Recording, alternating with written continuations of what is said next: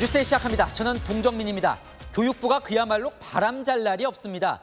윤석열 대통령의 교육부발 카르텔 깨기가 쉼없이 몰아치는데요. 수능 킬러 문항 제출과 관련해 이 사교육 카르텔의 칼을 뽑아든 대통령, 이번엔 교육부 공무원과 국립대 간의 카르텔 깨기에 나섰습니다. 이 건으로 내정됐던 장관 인사가 보류되고 다른 장관들까지 진상조사를 받을 수도 있는 그런 상황이 벌어졌습니다. 이 상황이 간단치 않아 보이는데요. 먼저 조영민 기자입니다. 대통령실이 교육부와 국무조정실 등 정부 부처에 대한 진상조사에 착수했습니다. 교육부가 27개 국립대 사무국장 인사 과정에서 대통령 지시를 어겼다는 판단 때문입니다. 윤석열 대통령은 대통령직 인수위원회 시절부터 교육부 고위 공무원이 국립대 사무국장으로 내려가는 관행을 없애라고 지시했습니다. 취임 후 국무회의에서도 거듭 지시를 했습니다. 대학의 자율성을 침해하는 대표적인 사례로 본 겁니다. 우리 헌법에도 학문의 자유와 대학의 자치라고 하는 그 규정이 있습니다. 대학의 자치, 자율 이런 것이 우리의 헌법 정신입니다. 그런데 교육부가 직접 내려보내지 못하자 다른 부처와 인사를 교류하는 형태로 관행을 유지해온 정황이 포착됐습니다. 교육부 공무원이 국무조정실 등 다른 부처로 가고 해당 부처 공무원이 대신 국립대 사무국장으로 자리를 옮기는 형태입니다. 27개 대학 가운데 12개 대학 사무국장 자리가 이렇게 채워졌습니다. 뒤늦게 이 사실을 안 윤 대통령은 이들을 전원 소속 부처로 복귀시키고 대통령실에 진상조사를 지시 내린 것으로 알려졌습니다. 그 과정에서 산업통상자원부 장관으로 내정됐던 박문규 국무조정실장의 인사도 보류됐습니다. 국무조정실 공무원이 국립대 사무국장으로 간 과정에서 방 실장의 책임 여부를 따지기 위해서입니다. 대통령실 관계자는 어디까지 보고가 이뤄졌느냐에 따라 방 실장은 물론 다른 부처 장관들도 책임에서 자유로울 수 없는 사안이라고 말했습니다. 채널A 뉴스 조영민입니다. 다음은 사교육 카르텔 깨기 소식입니다.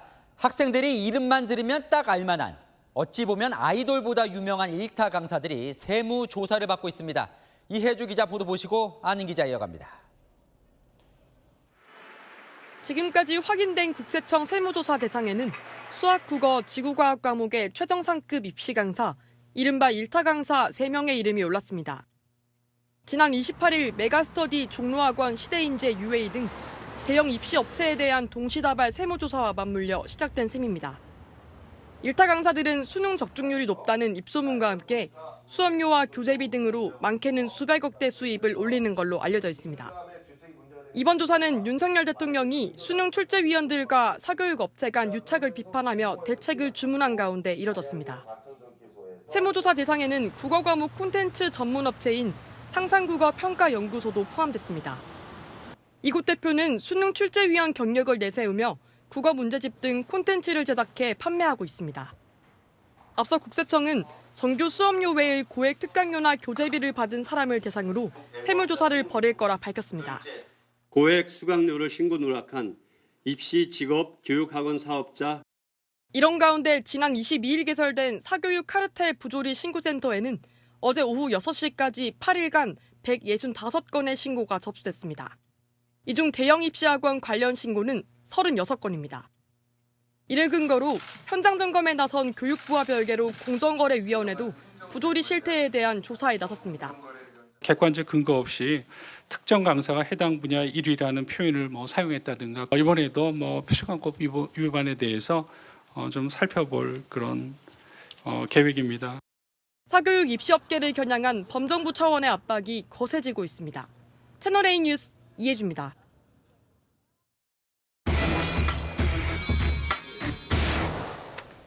네, 아는 기자 아자 대통령실 출입하는 조영민 기자 나왔습니다. 아니, 이 국립대 사무국장이라는 자리가 어떤 자리기에 이렇게 난리가 난 겁니까? 이 국립대 사무국장이라는 이름 자체가 좀 생소하실 수도 있는데 예산, 또 인사, 정책 등 쉽게 말해서 대학 최고 실권자다 이렇게 보시면 될 것 같습니다. 대학 총장보다 더 실세다 이런 얘기들도 있는데요. 그러다 보니 교육부 공무원들은 대학 실세 자리로 내려가고 국립대학도 국가 지원을 받기 위해 이제 실세 교육부 공무원을 받는 이른바 카르텔이 또 형성된 게 아니냐, 이런 게 대통령실 판단입니다. 대통령은 지난해부터 이런 인사 하지 말라고 지금 지시를 내렸었다는 거죠? 맞습니다. 대통령 당선 직후부터 지시가 지속적으로 있었던 거로 파악됐습니다. 일단 당선인 신분이던 인수위 시절 관련 보고를 받고 개선 의지를 밝히기도 했고요. 장관들이 모두 참석하는 국무회의에서 지시도 했습니다. 초대 교육부 장관이었죠. 이 박순애 전 장관에게도 이 관행을 없애라고 별도의 지시도 한 것으로 파악됐습니다. 게다가 윤 대통령의 부친이 대학 교수이지 않습니까? 대학 관련 인맥이 워낙 많다 보니까 이 정치를 시작하기 전부터 대학 내 이런 공무원 자리 만들기 관행에 대한 문제의식이 상당히 컸다고 합니다. 감독관청인 교육부가 피감독기관인 대학의 주요 요직을 차지하는 건 대학의 자율성을 해친다는 게 대통령의 판단입니다. 그러니까요, 이번 사단이 난 건 쉽게 얘기해서 대통령이 하지 말라고 했는데도 했다 이건가요? 쉽게 정확히 좀 말하면 하지 말라는 건 안 했는데 새로운 꼼수를 통해 나눠먹기 한 게 문제가 된 겁니다. 교육부 공무원이 대학 사무국장에 못 가게 되니까 이 자리에 국무조정실, 국방부, 환경부, 행안부, 국토부, 문체부 등 온갖 부처 출신들이 등장합니다. 대신 사무국장으로 간 부처에 이 교육부 공무원이 인사교류라는 이름으로 가는 형태인 겁니다.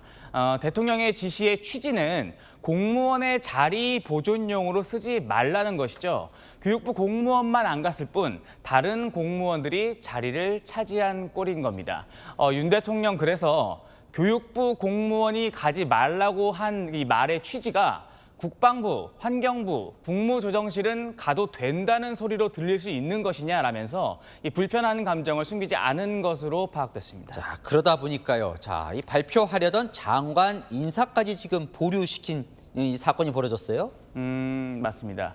앞서 국무조정실에서도 사무국장 자리에 갔다고 제가 쭉 말씀을 드리지 않았습니까? 박문규 국무조정실장이 어제 윤 대통령 인사에서 산업통상자원부 장관으로 발표될 예정이었던 것으로 파악되고 있습니다. 하지만 빠졌던 겁니다.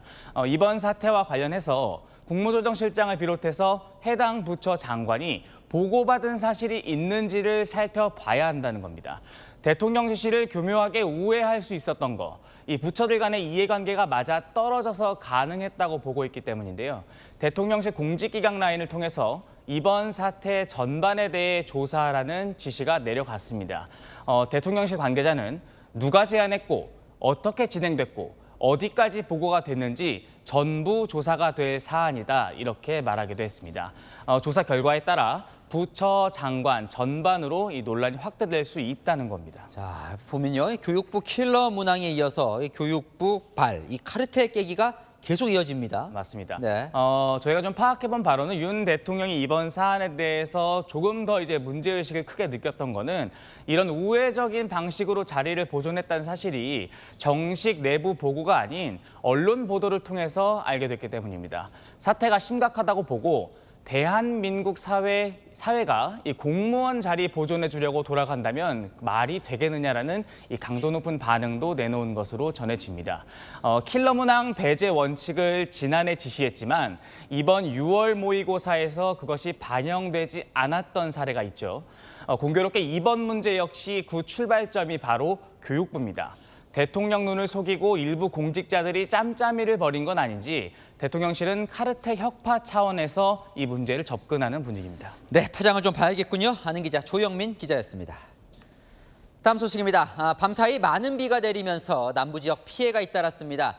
경북 영주에선 산사태가 발생해 14개월 된 젖먹이 아기가 숨졌습니다. 곧 큰 집으로 이사갈 예정이었는데 4년 만에 힘들게 가진 막내 아이는 끝내 돌아오지 못했습니다. 김용성 기자입니다. 산산이 부서진 주택, 흙더미가 집안 곳곳까지 들어차 그야말로 난장판입니다. 새벽 4시 40분쯤 바로 뒤 야산에서 일어난 산사태로 밀려내려온 흙더미가 주택을 덮쳤습니다. 집안에서 잠을 자고 있던 14개월 여자아이가 그만 매몰됐습니다. 2시간여 구조작업 끝에 발견된 아이는 병원에 옮겨졌지만 끝내 숨졌습니다. 집에 이래 항 무너지니까 그래갖고 애가 밑에 깔렸다 이러더라고. 애가 촛돌 지냈어 이제. 피해를 입은 주택은 3대 10명의 가족이 살던 곳입니다. 아이를 제외한 9명은 대피해 화를 면했습니다. 애지중지하던 아이를 한순간에 잃은 가족들은 슬픔에 잠겼습니다. 아이를 구하지 못했다는 비통함도 큽니다.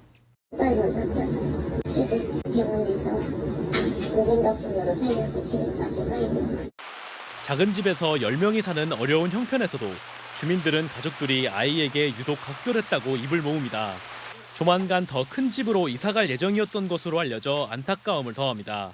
애기가 안 들어서다가 한 4년 정도 애기를 가져가고 귀엽게 좀 자라려고 그랬는데 영주시는 구조된 다른 가족 9명의 건강 상태를 확인하고 심리 상담을 지원할 방침입니다. 어제부터 이틀간 경북 영주에 내린 비는 340mm를 훌쩍 넘겼습니다. 축대가 무너지고 공동묘지가 소실되는 등 이 지역에서만 70건 넘는 피해가 속출했습니다. 채널A 뉴스 김용성입니다. 이번 장마 한밤중에 집중적으로 퍼붓는다고 해서 도깨비 폭우라고 하던데요. 어젯밤과 오늘 새벽에도 도깨비 폭우가 쏟아졌습니다. 산사태, 침수, 정전, 각종 피해가 잇따랐습니다. 강경무 기자가 취재했습니다. 광주의 한 아파트 단지. 날이 밝았지만 내부는 컴컴합니다. 엘리베이터도 먹통입니다.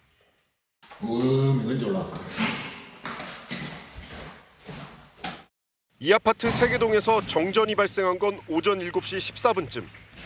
400여 세대가 큰 불편을 겪었습니다. 근데 걸어가는 게 무서워서?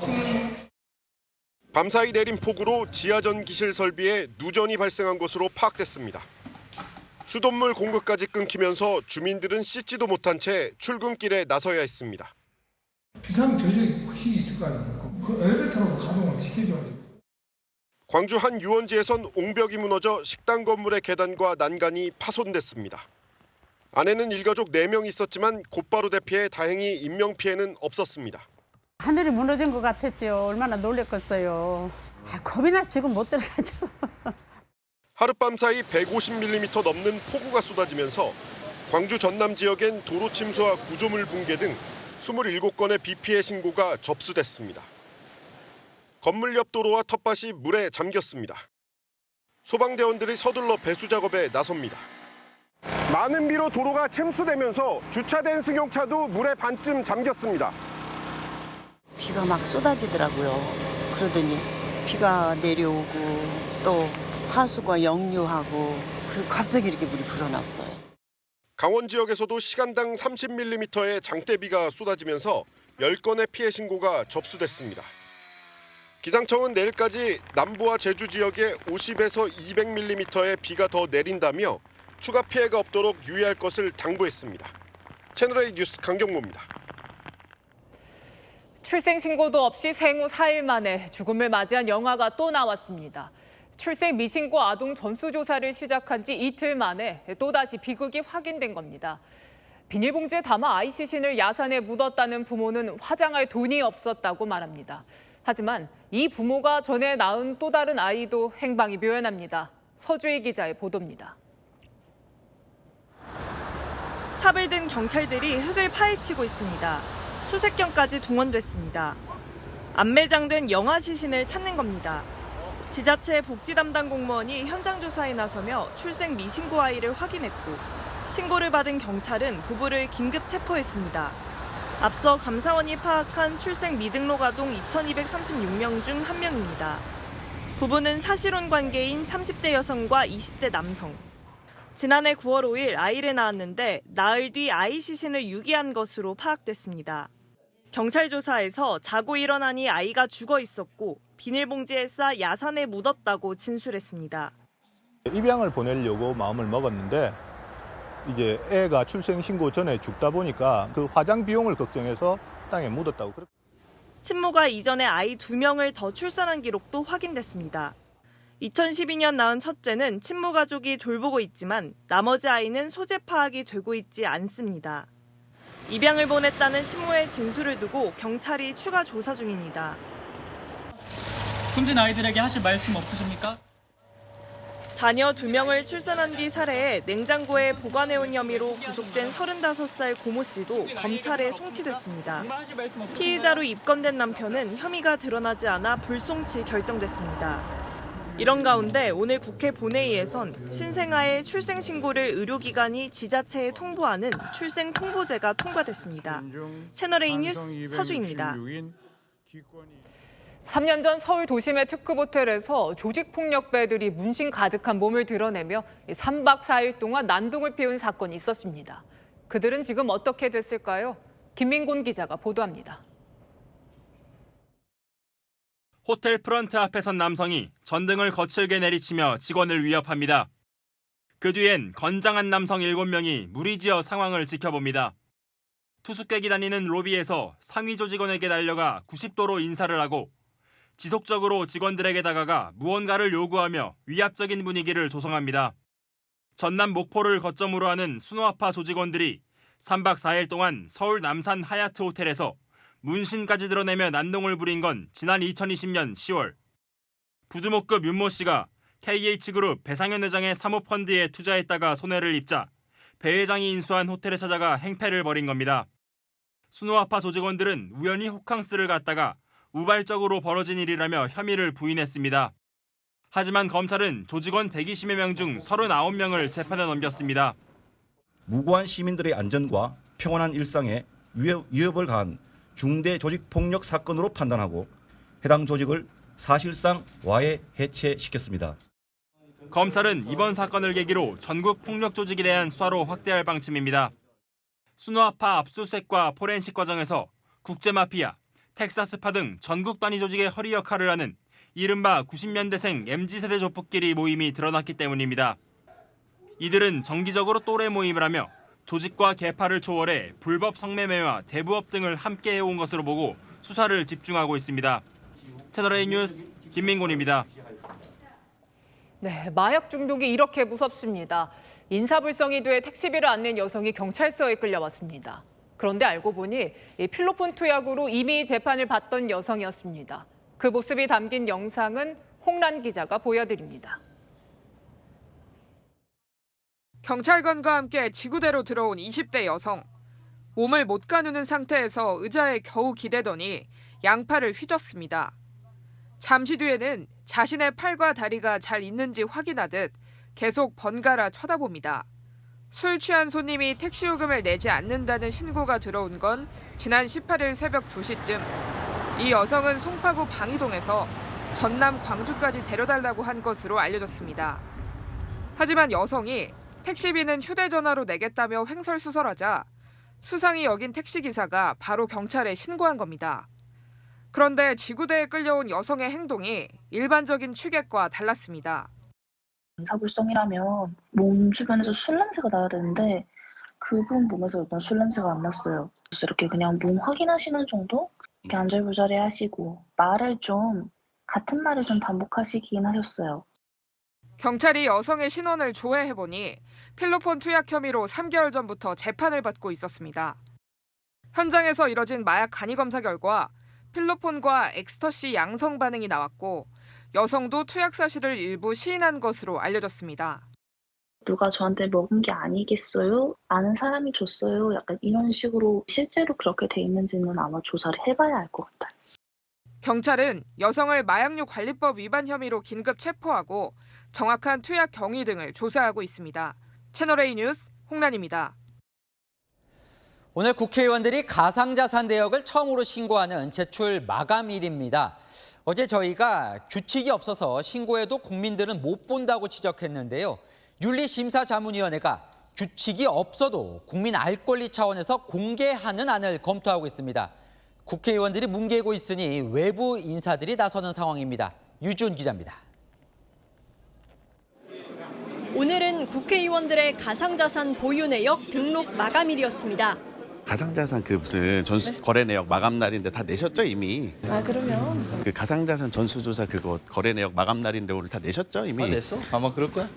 의원들은 2020년 임기 개시일부터 지난달까지 모든 가상자산 거래 내역 확인서와 입출금 내역 확인서 등을 제출하고 접수 확인증을 받았습니다. 코인 논란의 당사자인 김남국 의원도 가상자산 관련 자료를 제출한 것으로 알려졌습니다. 윤리심사 자문위는 다음 달 31일까지 의원들의 이해충돌 여부를 심사하게 됩니다. 그 과정에서 자료 공개 여부도 논의하기로 했습니다. 그동안 의원들이 공개 기준을 국회 규칙으로 정하지 않아 공개하지 않았던 관례도 깰 수 있다는 겁니다.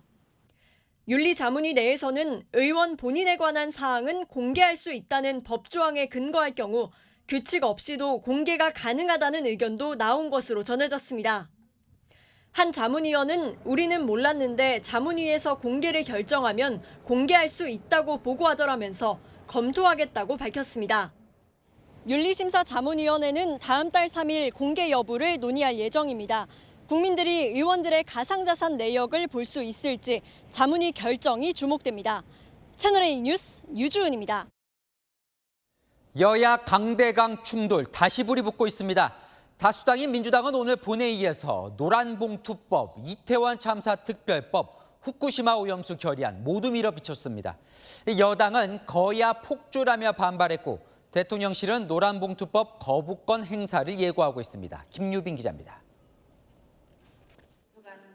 파업 노동자에 대한 기업의 손해배상 청구를 제한하는 일명 노란봉투법 본회의 부의안이 상정되자 국민의힘 의원들이 모두 퇴장합니다. 노동조합 및 노동관계조정법 일부 개정 법률안 대안 본회의 부의에 건은 총 투표수 184표 중 가 178표, 부 4표, 무효 2표로서 가결되었음을 선포합니다.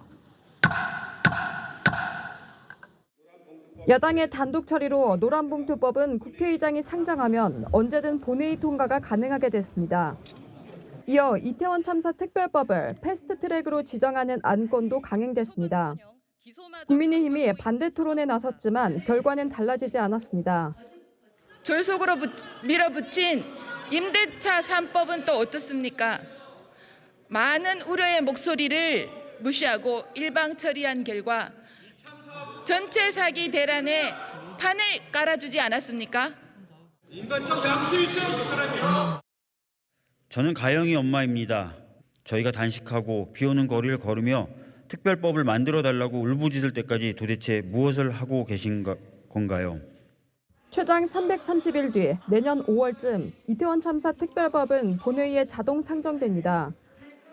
일본 후쿠시마 원전 오염수 방류 저지 결의안도 야당 단독으로 처리했고 감사원 국정조사 요구서도 제출해 오늘 본회의에 보고됐습니다. 국민의힘 의원들은 거야 폭주라고 반발했습니다. 협치 불가 막무가내 민주당은 각성하라. 대통령실은 국회에서 노란봉투법이 강행 처리되면 거부권 행사가 불가피하다는 입장입니다. 채널A 뉴스 김유빈입니다.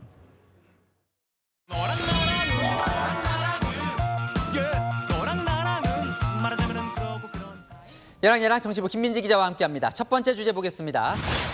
이재명 대표가 온 나라가 뭐라고 했습니까? 극우라고 했습니다. 어제 윤 대통령이요 취임 후 첫 번째 개각을 단행했죠. 민주당은 인사 참사라면서 이 부분을 문제 삼았습니다. 온통 나라가 극우로 변해가는 것 같습니다. 극우 발언에, 극우 유튜버에, 극우 인사에, 극우 정권, 극우 대통령까지 나라가 참 걱정입니다. 부동시라서 병역 면제를 받았다는 윤석열 대통령의 사람 보는 눈은 보편적 상식과는 참 많이 동떨어진 것 같습니다. 정부의 인사는 할 때마다 망사를 넘은 참사입니다. 대통령 지명까지 언급하면서 쏘아붙였군요. 네, 민주당은 어제 발표된 인사들이 극우 유튜버라고 비판하는데요. 과거 개인 유튜브 채널에서 했던 이런 발언들을 문제 삼는 겁니다. 대한민국이 남북 비핵화 공동선언을 지켜야 될 이유가 있습니까? 이 파기를 선언을 하는 것이 대한민국의 국가 이익에 부합된다라고 하는 것입니다. 군통수권자가 군인을 생체 실험의 대상으로 사용하라는 지시를 내린 셈인 것입니다. 그 이유를 알고 보니 K 방역의 홍보를 위해서였다는 것입니다. 윤 대통령이 극우 유튜버들을 앞세워서 국론 분열을 가중시킨다는 게 민주당의 주장입니다. 그러니까 민주당은요, 대통령이 이 극우 유튜브를 많이 본다 이렇게 또 주장하던데요. 맞습니다. 윤 대통령이요, 평소에 유튜브 방송을 즐겨본다고는 알려져 있죠. 후보 시절 반려묘와 함께 있는 사진이 공개됐는데 그게 유튜브 방송을 보고 있는 모습인 것으로 전해지면서 화제가 된 적이 있습니다. 자, 이제 유튜버 출신 인사 지명하려면 과거 유튜버 때 무슨 얘기를 했는지도 검증을 해야겠어요. 네, 그 1차 검증을 하는 곳이 바로 법무부 산하 인사정보관리단인데요. 그러다 보니까 이 불똥이 한동훈 장관에게도 튀었습니다. 한동훈 장관이 그 부분에 대해서 권한과 책임이 있음을 분명히 했잖아요. 그런데 그래놓고 책임을 회피하고 있는 건데. 대통령실 관계자는 어제 인사들의 과거 유튜브 발언도 다 검증했으며 맥락상 문제가 없다고 말했습니다. 네, 다음 주제 넘어가 보겠습니다. 세모 초대장, 대통령이 오늘 참석한 행사 얘기인데요. 네, 오늘 대곡 소사 이 복선 전철 개통식이 있었는데요. 대통령이 시민들과 직접 시승에 나섰습니다.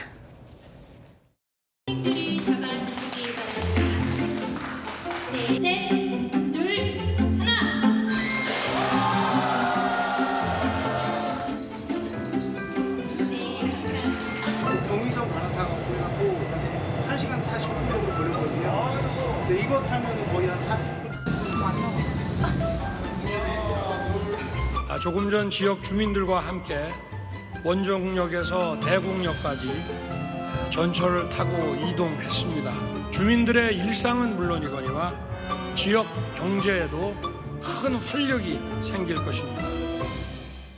아까부터 궁금했는데 왜 동그라미가 아니라 세모 초대장입니까? 오늘 이 개통식 행사에 야당 의원들이 초대를 받았다가 취소됐다가 다시 초대됐기 때문입니다.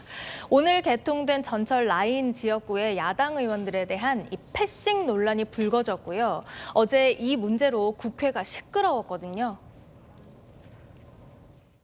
내일 그 개통식이 마침 또 제 지역구인 고향 갑에 있어요. 저도 당연히 이제 참석할 예정이었는데 초청받은 다음 날 오지 말라는 통보를 받았어요. 그런가요? 저는 제 일정만 통보를 당초에 준비하기는 지역 주민 공사 관계자가 이제 주인공이 되는 컨셉으로 좀 준비를 했고. 그런데 저의 참석을 왜 가로막습니까? 우리 고향 갑에 우리 원장관님을 자객 공천한다는 보도가 있는데 그 출마하십니까? 저는 뭐 심 의원님하고 대결이라면 영광이죠.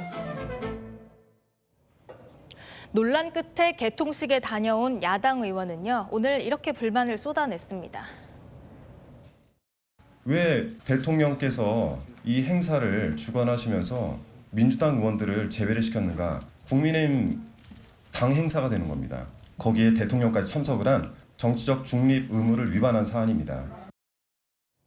국토부는 초청 과정에서 벌어진 실무 직원의 업무 실수라는 입장이지만 야당은 믿지 않는 분위기입니다. 네, 주제 하나 더 보겠습니다. 조국 전 장관 윤미향 의원을 겨냥했다. 이건 무슨 말일까요? 국민의힘이요, 새로운 윤리 기준을 마련했는데요. 저 두 사람 사례가 포함됐습니다. 국민의힘에는 현재 36개의 당협위원장 자리가 비어 있는데요. 5개 기준에 맞는 사람만 공모하기로 했습니다. 5개 기준이라면 볼까요? 성비위나 병역비리, 또 자녀 국적비리가 있는 사람은 안 된다는 거군요. 맞습니다. 특히 밑에 2개를 더 보시면요. 자녀 입시 채용 비리, 또 본인, 배우자, 자녀가 참여했던 시민단체 등 소속단체의 돈, 사적 요용을 부적격 기준으로 제시했는데요. 떠오르는 두 사람이 있죠. 개혁주의자가 되기 위해서 노력했지만 아이 문제에는 불철저하고 안이한 아버지였음을 겸허히 고백합니다.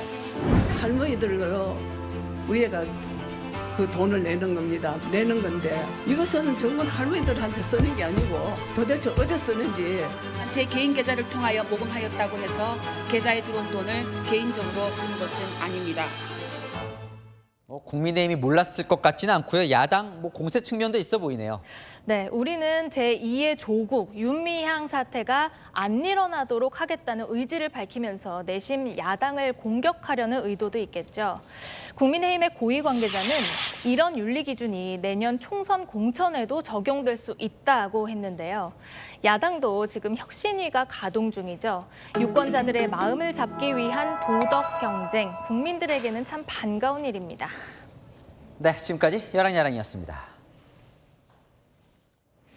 치킨버거가 한 개에 2,500원. 이걸 먹으려고 대형마트가 문 열기도 전에 줄을 서는 오픈런까지 벌어졌습니다.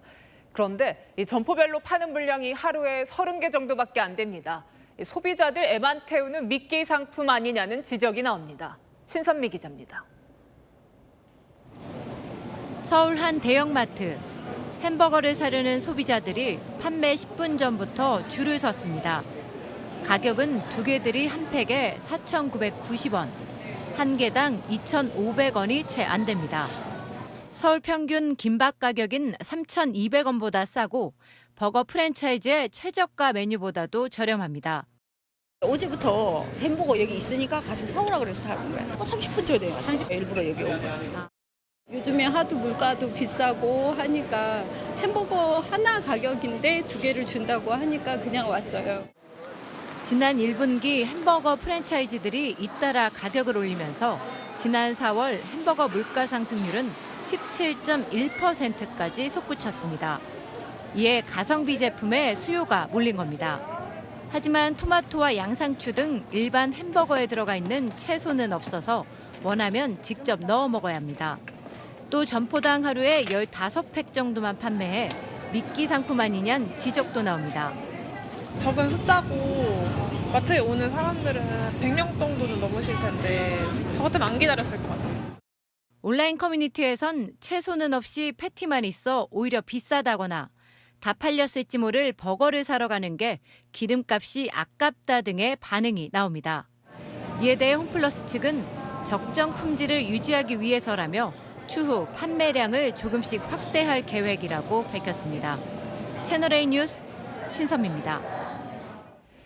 내일부터는 영화 관람료도 30% 소득공제를 받을 수 있습니다. 이것 말고도 올해 하반기에 바뀌는 게 여러 가지입니다. 그중에서도 알아두면 도움되는 정보들 유찬 기자가 정리했습니다.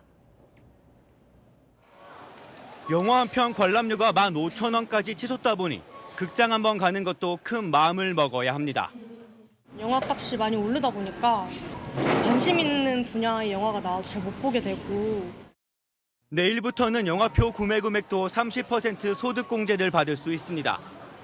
총 소득 7천만 원 이하 근로소득자의 신용카드 등 사용액이 급여액의 25%가 넘는 사람을 대상으로 합니다. 영화관에서 쓰는 모든 비용에 소득공제가 적용되는 것은 아닙니다. 영화관에서 즐겨 먹는 팝콘과 콜라 등 식음료와 기념상품은 소득공제를 받을 수 없습니다. 대중교통비를 줄일 수 있는 알뜰 교통카드 마일리지도 더 많이 쌓을 수 있습니다. 한 달 44번만 가능했던 적립 횟수를 60번까지 늘렸습니다. 월 최대 적립금이 48,000원에서 66,000원으로 오릅니다. 1년이면 21만 6천원을 더 아끼는 셈입니다. 김포에서 출퇴근을 하느라 교통비용이 좀 나와요. 한 10만 원 정도 나오는데 알뜰 교통카드가 있다면 조금이라도 줄어든다면 그것만으로도 참 많은 도움이 될 것 같습니다. 부부 중 한 명이 60세 이상인 1주택 가구가 집 가격을 낮춰 옮긴다면 차액 1억 원까지 연금 계좌에 넣을 수도 있게 됩니다. 연금 계좌는 연금저축과 퇴직연금을 합쳐 연간 1,800만 원으로 납입 한도가 정해져 있지만 예외를 적용해 고령층 노후 소득을 더 보장할 수 있을 것으로 보입니다. 채널A 뉴스 유찬입니다. 네, 서울의 스카이라인이 확 바뀝니다.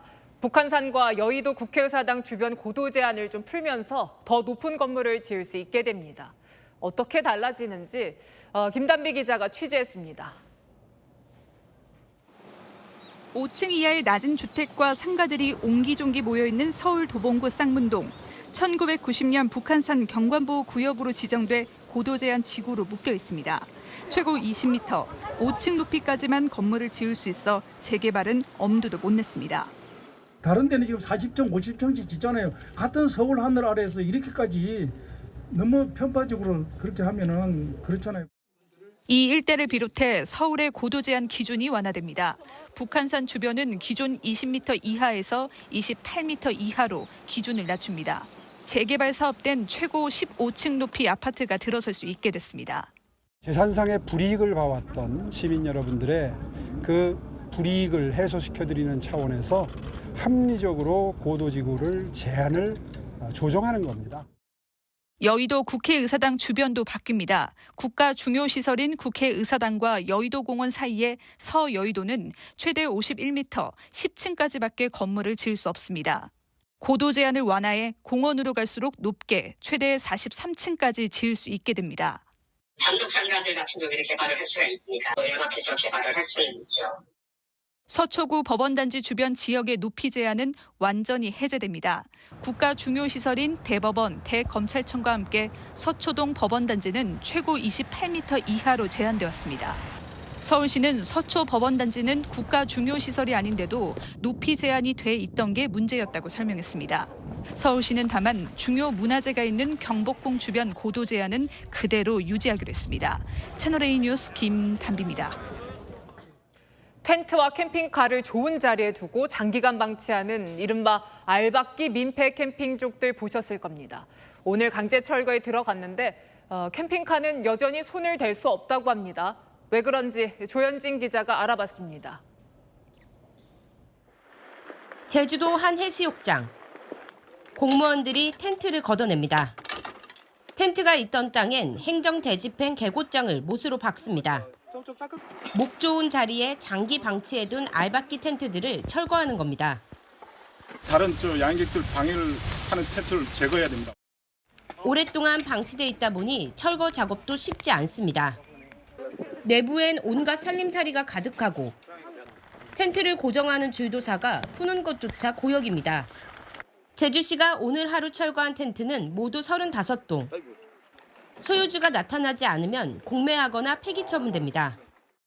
해수욕장법과 관련 시행령 시행규칙이 개정돼서 시행됨으로써 방지 텐트는 별도의 행정대집행 절차 없이 즉시 철거가 가능해졌습니다. 알박기 텐트 때문에 골머리를 앓던 주민들은 속이 시원하다는 반응입니다. 이번에 이렇게 알박기 텐트 정리하는 이런 게 저는 너무 좋다고 생각을 하고 앞으로 더 체계적으로 잘 이용을 했으면 좋겠다는 생각이 들고 텐트를 어떻게든 치웠지만 주차장을 장기 점거 중인 알박기 캠핑카는 여전히 골칫거립니다. 현행법상 자동차로 분류돼 있다 보니 무료 주차장에 장기 주차를 해도 이를 막을 법적 근거가 없습니다. 시장 내 차량에 대해서는 이제 일반 차량 캠핑카 카라반에 대한 규제는 없고요. 강제로 견인했을 때 차량 소유주가 민사 소송을 하게 되면은 저희가 또 지수도 있어요. 주차장 폐쇄나 유료화 등 대책들이 나오고 있지만 무엇보다 캠핑카들의 얌체 주차를 막는 법적 조치가 필요하다는 지적이 나옵니다. 채널A 뉴스 조현진입니다. 미국은 지난 60여 년간 대학 입시에서 소수 인종이라면서 흑인과 히스패닉을 우대해 왔는데요. 이게 역차별, 위헌이라는 판결이 나왔습니다. 실력대로 하면 유리한 우리 한인 학생들은 환영하는 분위기입니다. 성시온 기자입니다.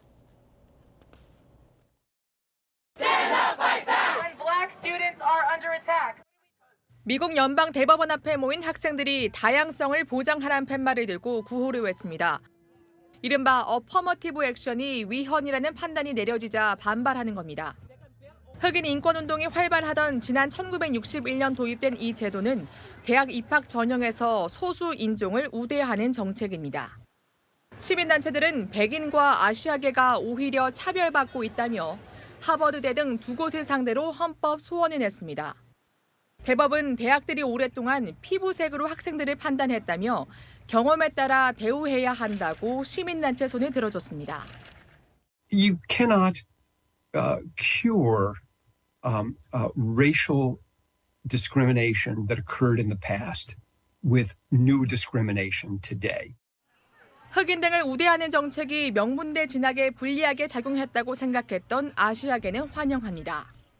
Sort of the racial aspect of affirmative action sort of captured is that, but still reflected, great amount of effort and drive through worse condition or worse socioeconomic conditions.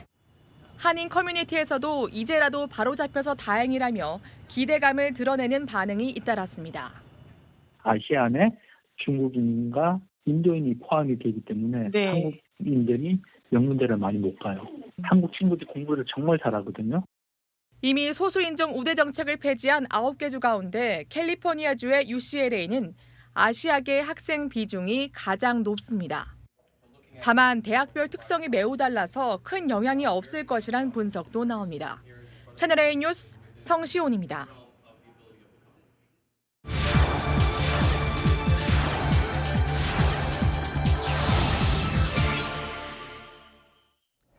여행 가면 사진 많이 찍죠. 그런데 앞으로 중국 여행 가서는 조심하셔야겠습니다. 중국이 내일부터 간첩 행위를 폭넓게 해석하고 처벌 수위도 높입니다. 이 기준이 모호해서 사진 한 번 잘못 찍었다가 간첩으로 몰릴 수 있습니다. 현지 교민과 유학생들도 긴장하고 있는데요. 세계를 가다 공태현 베이징 특파원입니다. 흰 종이를 든 시민들이 밤거리에 나와 구호를 외칩니다. 베이징 도심에서 펼쳐진 이례적 풍경은 SNS를 타고 순식간에 전 세계로 퍼졌습니다. 내일부턴 중국에서 이 같은 영상이나 사진을 촬영하다가 적발되면 간첩으로 몰릴 가능성이 있습니다. 간첩 행위로 간주하던 행위가 국가 기밀 정보 빼돌리기에서 국가 안보와 이익으로 확대된 개정 반간첩법이 내일부터 시행되기 때문입니다. 관련된 자료들을 엿보거나 불법 제공, 취득하면 간첩 행위로 판단될 수 있는 겁니다. 간첩 혐의를 증명하지 못해도 의심 가는 정황만 있으면 최고 5만 위안, 우리 돈 900만 원가량의 벌금형에 처해질 수 있습니다. 개정 반간첩법에서 말하는 국가 안보나 이익에 관련된 것이 대체 무엇을 뜻하는지 모호하다는 지적이 나옵니다. 자칫 중국에 머무는 외국인을 손쉽게 압박하는 수단이 될 수 있다는 건데요. 중국 내 한인들을 직접 만나 우려의 목소리를 들어보겠습니다. 코에 걸면 코걸이, 귀에 걸면 귀걸이라고 어떠한 법이 제정이 돼서 딱 명시적으로 나와 있는 것이 아니라 유학생들도 걱정되기는 마찬가지입니다. 국경에서도 곳곳에서 가끔 시위가 일어나는데 사진을 찍거나 검색하는 것 자체도 법에 걸린다고 하니까 걱정이 됩니다. 법 자체가 저한테 주는 공포감이 있는 것 같습니다. 과제나 자료조사나 지금 어느 나라에서 뭐가 어떻게 진행되고 있나 이런 거를 빨리 파악하고 그러는 게 매우 굉장히 중요한데 이런 거에 하나하나 민감하게 되어버리니까 되게 조심스러워지고. 교민들 우려가 커지자 우리 대사관도 주의를 당부했습니다. 여행객들 역시 인터넷 검색이나 자료 저장, 포교 활동까지 각별한 주의가 필요해 보입니다. 베이징에서 채널A 뉴스 공태현입니다. 한국 클래식의 전성시대가 열렸습니다. 차이콥스키 콩쿠르에서 6개 부문 가운데 3개 부문에서 우승을 차지했습니다. 권솔 기자입니다. 바이올리니스트 김계희의 베토벤 소나타는 열정으로 가득 찼습니다.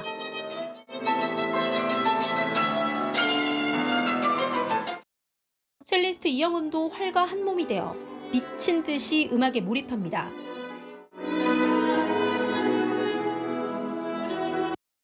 김계희와 이영은은 차이콥스키 콩쿠르 기악 부문에서 우승한 첫 한국인이 됐습니다.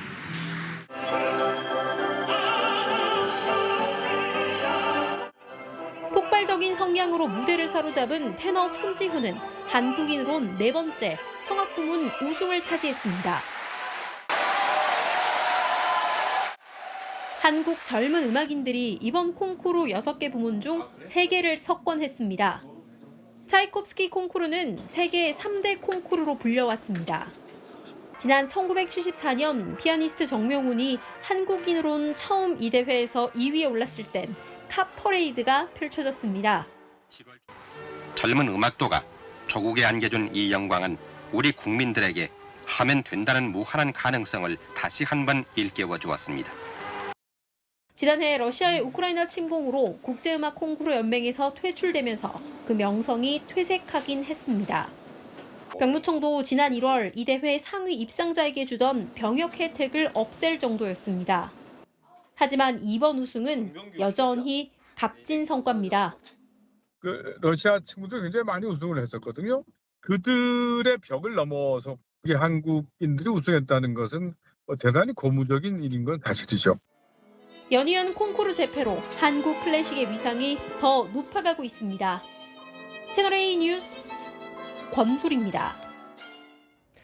네, 청와대 개방 1주년을 맞아 역대 대통령들의 취향 그리고 현대사가 담긴 대통령의 나무 35그루가 공개됩니다. 내일부터 탐방 프로그램이 운영되는데 백승현 기자가 미리 다녀왔습니다. 하늘로 우뚝 솟은 나무 한 그루. 1960년 3월 이승만 초대 대통령이 심은 전나무입니다. 이전 대통령이 심은 기념식수 중 유일하게 남은 나무라 찾기가 쉽지 않았는데 국가기록원에 남아있는 63년 전 사진이 단서가 됐습니다. 옛날에는 기념식수를 하고 팻말을 나무로 했습니다. 얼마 안 가서 이제 썩어버리니까 없어진 거죠. 대통령 기념식수를 저 아래서 찍은 사진이 하나 있는데 나이도 따져보니까 거의 맞습니다. 크리스마스 트리로 전 세계인의 사랑을 받고 있는 구상나무. 노태우 전 대통령이 1988년 제24회 서울올림픽 성공을 염원하며 심었습니다. 한국에서만 자라는 희귀 수목이라 학명엔 한국을 뜻하는 코레아나란 단어가 들어있습니다.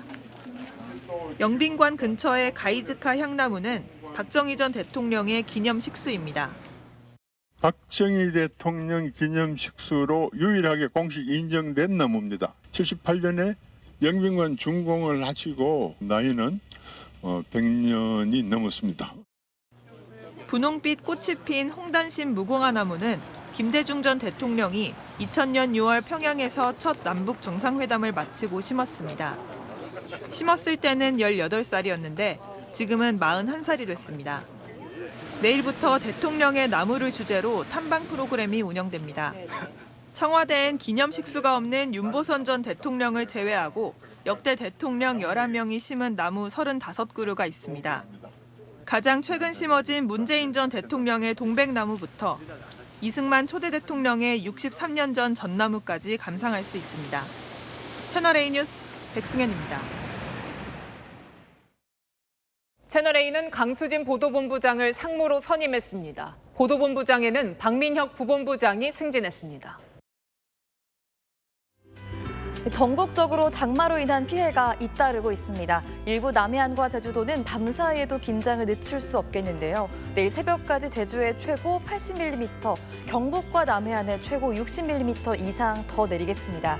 이번 비의 특성상 한 번 쏟아지면 세게 집중됩니다. 내일 잠시 장맛비가 쉬어가겠고요. 일요일 다시 제주도에, 다음 주 중반엔 전국에 비가 다시 내리겠습니다. 비가 주춤하는 사이 더위의 기세가 강해지겠습니다. 내일 서울은 34도, 모레는 32도까지 오르겠습니다. 이에 서울을 비롯한 수도권과 강원도에는 폭염주의보가 발효 중입니다. 그 밖에 대전과 광주도 33도까지 오를 전망입니다.